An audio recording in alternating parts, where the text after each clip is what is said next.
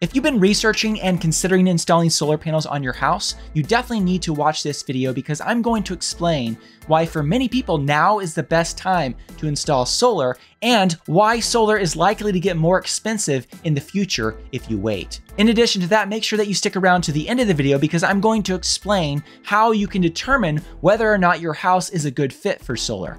I'm John, and this is Cleaner Watt.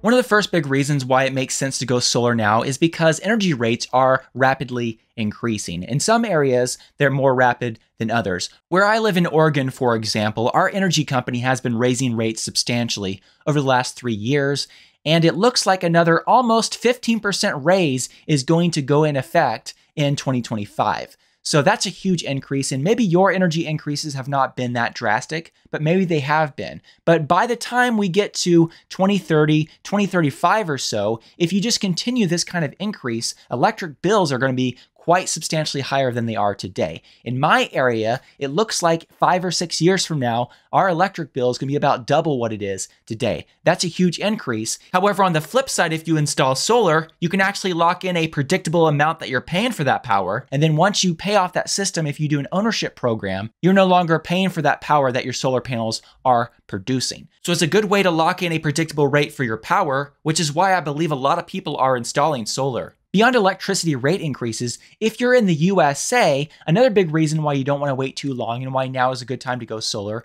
is because the cost of solar is very likely to go up in the somewhat near future. One of the big reasons for this is because a lot of solar panels are currently being manufactured overseas, and Trump plans, based on what he said, to add bigger tariffs on goods being imported from various countries. So while US manufacturing of solar panels is growing, a good number of the solar panels we use right now in the United States are imported in. So with extra tariffs being added to those products, that will increase the cost of installing solar on your home. So you don't want to wait too long to do it. You want to act now before those prices go up. Another big reason to go solar now and not wait too long is because in many states here in the USA, you can still lock in some very favorable net metering programs. And if you're not familiar with net metering, it's pretty simple. Essentially, it's an agreement with your power provider that they're going to give you credit for the excess energy that your solar system produces that you're not able to use. Then you can either use those credits for future energy in some cases, like for example, you can produce a lot of extra energy in the summer months that in some states you're able to use during the winter months. And on the flip side, there are some programs where the power company will actually pay you for the extra energy that you produce. Every power company is a little different and it's not available in every state, but nonetheless, those programs are still available and many of them are very favorable. The best net metering programs offer a 1-to-1 ratio, meaning for every 1 kilowatt hour of energy that you overproduce, you get 1 kilowatt hour of credit. And while those are the best programs right now, net metering rules are changing and various states and power companies have adjusted their net metering programs.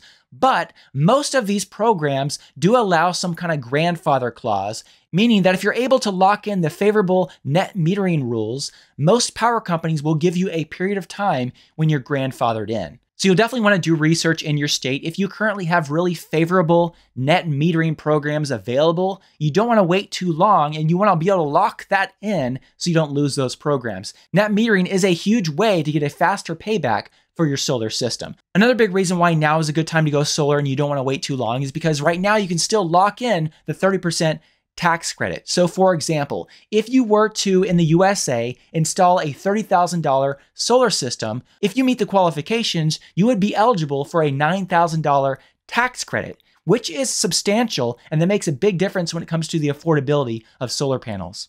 Now, I don't know if Trump is going to get rid of the solar tax credits, but he has mentioned things in the past that makes it seem like he may try to get rid of the IRA program, and that is what extended the solar tax credits to what they are today.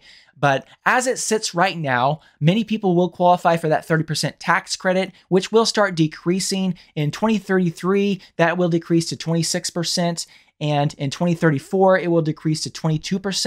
And in 2035, it will go away. And that's if the law stays in place as it is today. But once again, Trump seems bent on getting rid of a lot of these clean energy incentives and programs. So it's very possible in the somewhat near future that 30% tax credit may go away. right now you can still lock it in. So I would recommend, if you're considering solar, now is a good time to go ahead and do that and lock in that 30% tax credit while it's still in place. Okay, so those are the main reasons why you shouldn't wait to go solar, but there are more reasons to go solar in general. And one of the big reasons why people install solar panels is because it gives them more control over their power. And those who add a battery backup system will be able to power their home during a power outage, even a more extended outage, because you could charge that battery system with solar. So as long as you were getting sun during the day, you could charge those batteries during the day and use that power out of those batteries during the night when the sun isn't shining. So it gives you way more control over your power if you have solar and a battery backup system. Another big reason to get solar is, of course, for the environmental benefits, and being able to produce your own clean energy on your roof is, of course, a great thing. And if you drive an electric vehicle, it's even better because you can charge your electric vehicle with solar and, in a sense, be driving off sunshine. It's really exciting to be able to drive an electric vehicle and produce a lot of your power with solar. Now, beyond all that, I want to talk now about how you know whether or not your home may be a good fit for solar. One of the first things you need to determine is the age and condition of your roof. Of course, most solar panel systems get installed to the roof of people's houses, and if that roof needs to be replaced relatively soon, you'll likely want to go ahead and replace that before you put solar panels on the house. Another big factor is how much sun actually hits your roof per year on average. If you have a lot of shading on the south, west, and east sides of your house, then it's very likely that solar will not be a good fit for your house. But if you do get a good amount of sun, especially on the south side of the roof of your house, that's of course a really good thing when it comes to solar. But it also matters how many sun hours you get per year, because some parts of the country are sunnier than others, and that greatly influences the size and thus the cost of your potential solar system. So if you have not yet checked out Google Project Sunroof, I recommend that you do that. I will put a link down below in the video description so you can check this out. But if you pull up your address on that Google Project Sunroof, it will show a satellite view of your home with the number of sun hours that your roof gets each year on average, and it'll estimate the system size you will need to replace most of your energy bill with solar. For illustration purposes, I'm going to use a few random houses that I pulled up through this website, and we're going to assume that the electric bill for these houses is $100 a month.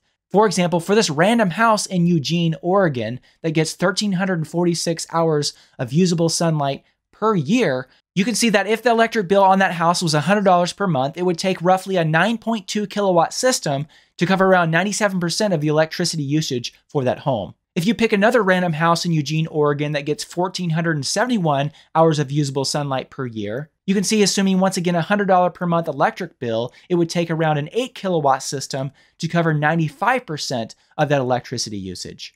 Beyond that, I pulled up a random house in California, and once again, I'm using an electric bill cost of $100 per month, and I understand that in California, that's not really realistic, but just for comparison's sake, so we can compare apples to apples, with this particular house in California, which gets a lot of sun per year in Granada Hills, California, 2,008 hours of usable sunlight per year, and has a good south-facing back section of the roof, you can see that if the electric bill was $100, which likely it's way more than that, but if it were $100 per month, it would only take a 2.8 kilowatt system to produce 99% of the electricity usage in that house. You can basically just, for every $100 of that electric bill, the system would need to be an extra 2.8 kilowatt system. So if that electric bill is $200 per month, then it would of course be a 5.6 kilowatt system that would be needed, etc., etc. So you can definitely see how the amount of sun hours that you get per year and the sun exposure of the house makes a big difference on the size of the system, which of course relates to the cost of the system. I do want to make a disclaimer here that while Google Project Sunroof is a very useful tool, I have found that it's not completely accurate in determining the actual system size that you need to replace, for example, a high percentage of your electric bill. And so I do recommend that you reach out to a company like the company I work for, Pure Light Power. And if you're in our service area, we can give you a much more accurate calculation for the potential solar system size that you'll need to meet your energy goals. So if you've determined that your house appears to be a good fit for solar, the next step is to get a quote from a solar company for how much it will cost to install solar on your home. And I recommend, when researching companies, that you choose a company that has their own in-house installers and they don't subcontract that work out. And then I recommend that you also ask friends and neighbors who may have solar installed on their home to see how their experience was with their company. With that being said, I currently work for Pure Light Power, which is a solar company based in Oregon, and we currently operate in 9 different US states. So if you currently live in Oregon, Washington, Idaho, Montana, Utah, Minnesota, Iowa, Ohio, or Kentucky, and you're considering solar, please email me. My email address is jon@cleanerwatt.com, and we can schedule a phone call or a video call where we can discuss solar for your house. Once again, as a disclaimer, I do work for Pure Light Power, and if you go through me to get solar installed on your home, I will earn a commission off of that purchase. But with that being said, Pure Light Power is an extremely well-run company that I can highly recommend to you. And once again, if you live in one of the 9 states that we service, please email me again. My email address is jon@cleanerwatt.com. Well, thank you for watching this video all the way through to the end. I would also like to say thank you to all of those of you who support me through Patreon. Until next time, thanks for watching.